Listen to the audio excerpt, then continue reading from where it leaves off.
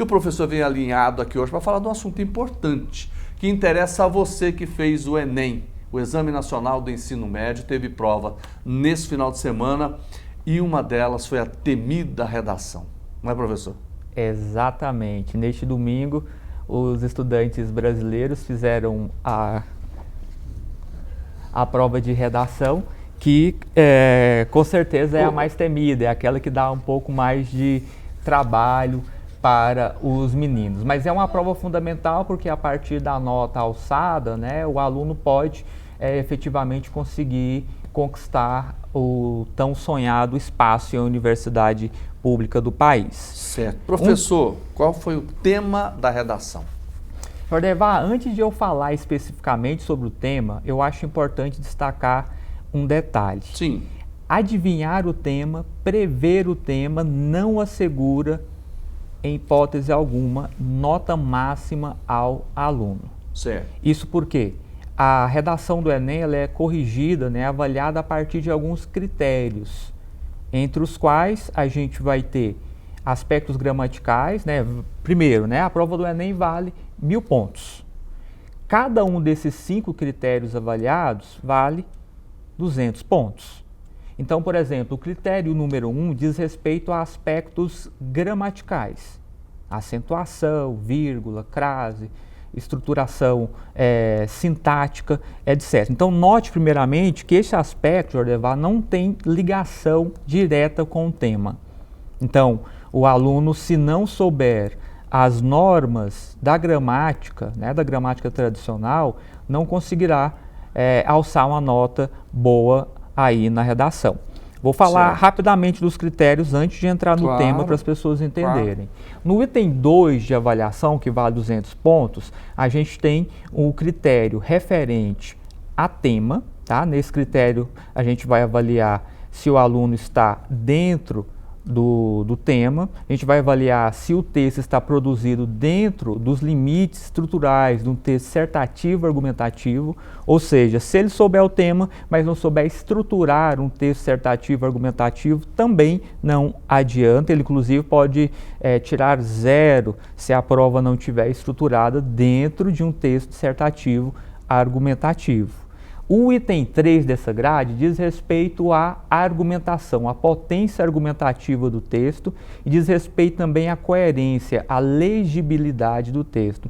E sabe, Jordevar, onde os meninos costumam perder mais nota? Aonde? No item 1 e no item 3, porque o item 3 tem a ver muito com coerência. E uma dificuldade gigantesca dos nossos alunos é escrever de modo claro, escrever de modo que quando um outro indivíduo ler o texto, vai entender a mensagem que está querendo ser ali transmitida. Então não adianta o tema. O item 4 diz respeito à coesão, ou seja, as palavrinhas que vão conectar uma frase na outra, um parágrafo no outro, né, um sintagma no outro. Veja que o item 1 e o item 4 não tem qualquer ligação com o tema e somente esses 2 itens já valem 400 pontos. Por fim, a gente tem a proposta de intervenção. O que é isso, Jordevar? Ao longo do texto, os meninos vão levantando problemas, levantando causas para um problema maior. Note que o tema do Enem é sempre um problema de ordem cultural, social, econômica, ecológica, etc. Então a gente tem esse problema central que é o tema. E aí o aluno, para fazer uma boa argumentação, precisa elencar causas para este problema que está lá no tema. E aí ela elenca causa no desenvolvimento e lá na proposta de intervenção, que é o último parágrafo, ele vai resolver os problemas, ele vai dar diretrizes para resolver os problemas colocados ali. Mas tem um detalhe, Jordevar. Sim. Essa proposta de intervenção, ela é estruturada a partir de um esquema rígido dado pelo Enem. Então não é de qualquer modo que você estabelece a proposta de intervenção. Essa proposta tem que ter um agente, tem que ter uma ação, tem que ter um modo de execução, tem que ter uma finalidade, tem que ter um detalhamento de um desses aspectos. E isso vale 200 pontos. Então entende que adivinhar o tema não é elemento que garanta a excelência na nota? Então vamos pensar, dito isso, a gente vai para o tema. Eu vou pegar a frase temática certinho para a gente não perder nenhuma palavra. Tema de fundamental importância para a sociedade brasileira. Os desafios para enfrentar a invisibilidade do trabalho de cuidado das mulheres no Brasil. Vamos decodificar isso, Jordevar? Vamos lá.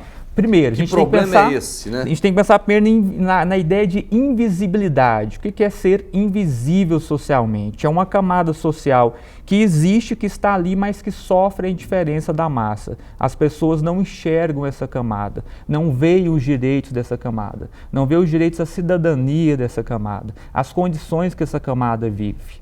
E há a camada específica que diz respeito às mulheres que fazem um trabalho de cuidado. É a mulher que cuida do lar, é a mulher que faz um trabalho de empregada doméstica fora de casa, que cuida de crianças, que cuida de idosos, que cuida de pessoas com alguma debilidade física ou mental. E a gente sabe que essa camada, Jordevar, é efetivamente invisibilizada, né? Colocada à margem da sociedade. Como é que seria essa invisibilidade?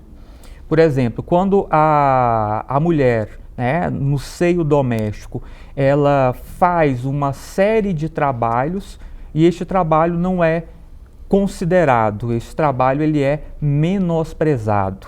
Por exemplo, né, essa invisibilidade acontece nas condições de trabalho insalubres a que muitas dessas mulheres são submetidas e não são remuneradas decentemente conforme o trabalho que ela efetivamente faz. Mas sabe que esse conceito de trabalho invisível, ele surgiu em 87 nos Estados Unidos. Sim. E diz respeito muito a essa questão do trabalho doméstico, né? A dona de casa, ela faz um trabalho ali dentro de casa, um trabalho cerceado pela família, né? Ele não é um trabalho público, é um trabalho também do campo privado, né? Então tem esse tom de invisibilidade também para se pensar aqui.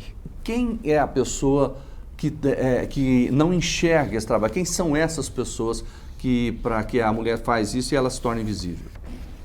É um trabalho, é uma questão extremamente já intrínseca à sociedade. São cidadãos cotidianamente, são a classe política, por exemplo, que não cria legislações efetivas para que essa invisibilidade seja combatida, né? É a sociedade de modo geral, mas é possível e é preciso pensar, né, nos atores sociais que poderiam reverter isso com maior facilidade, né, que é o campo governamental, né, e as pessoas que empregam, né, aqueles que fazem o trabalho de cuidado. Embora o trabalho de cuidado não vai envolver apenas o trabalho remunerado, mas também esse trabalho que é feito dentro de casa. Professor, agora a segunda etapa do Enem acontece domingo que vem, não é isso? Exatamente. No domingo, no dia 12, os meninos vão fazer outras provas, né? O Enem está dividido em 2 dias, porque o volume de questões é bastante grande e será necessário, então, 2 dias. Os meninos fazem em um domingo, né, prova de redação, com outras disciplinas, e no domingo da semana seguinte as outras disciplinas entram aí no trabalho laborioso desses meninos e meninas que estão querendo conquistar um lugar ao sol.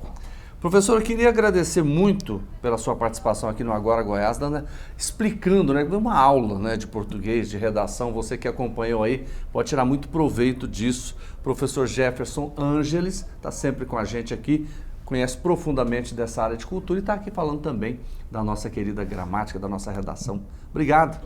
Valeu, Jordevar. Boa sorte aos meninos que vão fazer a segunda fase no domingo.